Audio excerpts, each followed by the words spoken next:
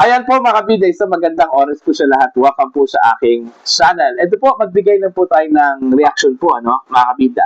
Dito sa post po ng Corrupt Republic po. Although, for the purpose of discussion lang po ito, mga kabida.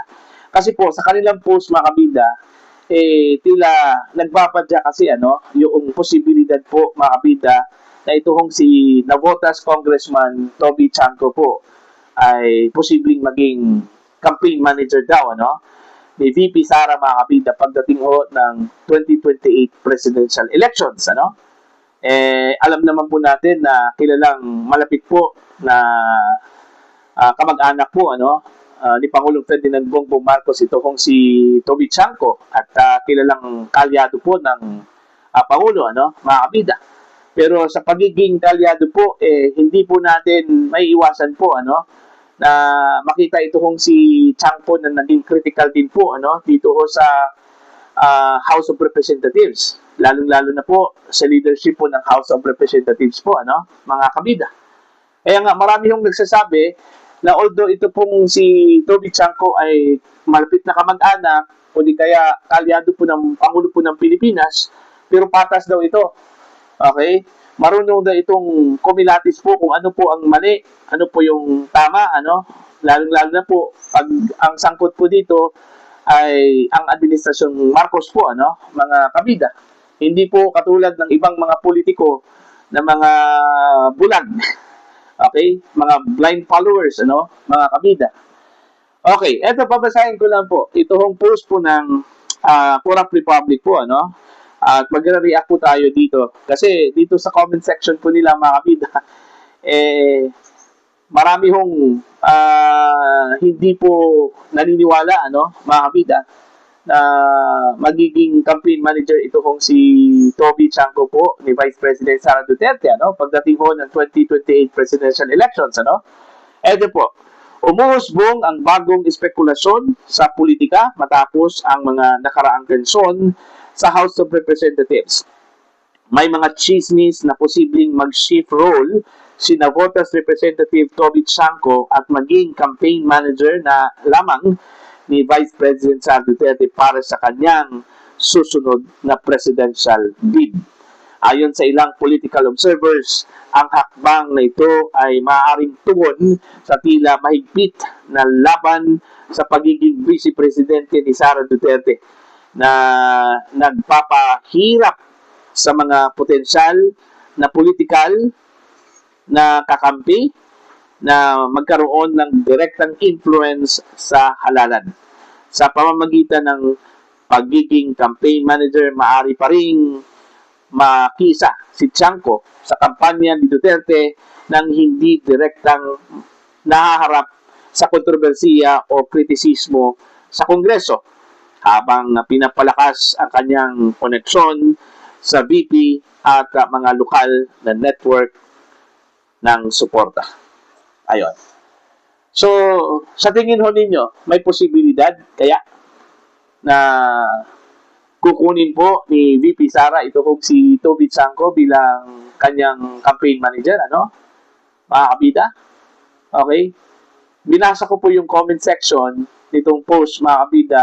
Marami hong hindi po naniniwala na kukunin po ni VP Sara ito kung si Toby Chanco, Dahil, gaya ng sinabi ko po kanina, kilalang kilala po ito kung si Toby Chanco, mga kabida, na malapit po kay Pangulong Ferdinand Bongbong Marcos at kalyado po ng Marcos administration. Although, kinikriticize po niya, mga kabida, ang ilan po sa mga pulisiya po, hindi direkta po kay Pangulong Marcos, kundi leadership po ng House of Representatives, lalo na po kay dating House Speaker Martin Romualdez, Anti-Martin Romualdez kasi itong si Toby Chanco po, mga kabida.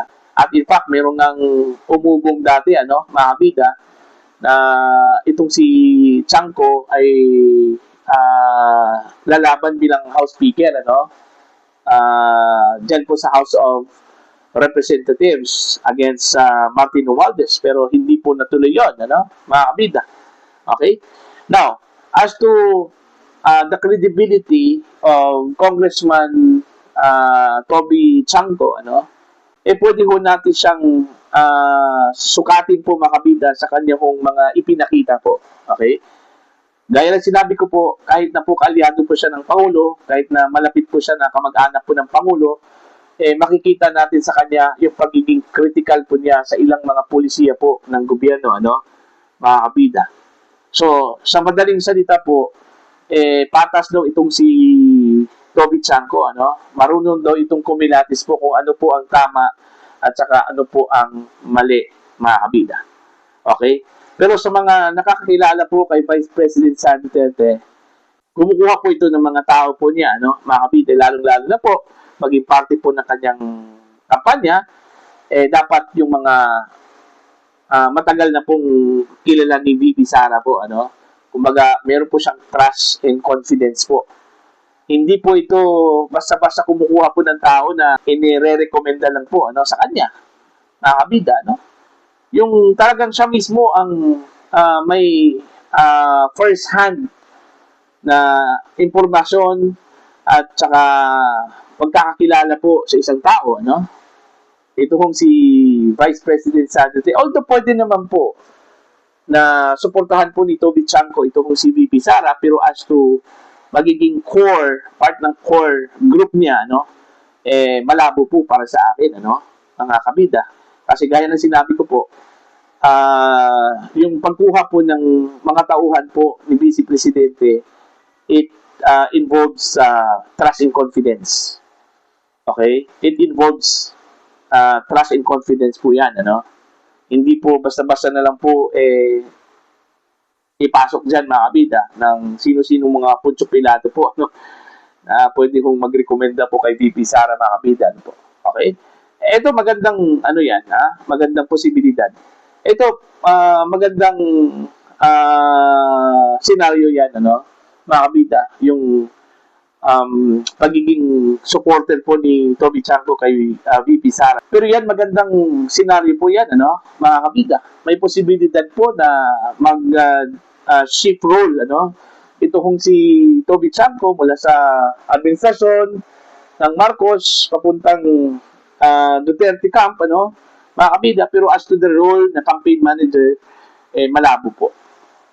Siguro taga-suporta, okay lang po yon, walang problema, Pero as to the pagiging campaign manager, kasi sensitive kasi yung role na yan, mga kabida, yung pagiging campaign manager po, Tsaka si Toby Chanco po, dati po, nung 2025 midterm election, naging campaign manager po yan, ng alyansa po. Okay, pero anong nangyari po sa kanyang slate? 5 lang po yung nakapasok po, sa Senate. So, yung performance po, mga kabida, ni Toby Chanco bilang campaign manager po, ay hindi ho nating makukonsidera na excellent o di kaya very satisfactory po, mga kabida, dahil yun nga out of 12, 5 lang po yung pumasok po sa slate, final slate po ng Senado, mga kabida. So, tingnan natin,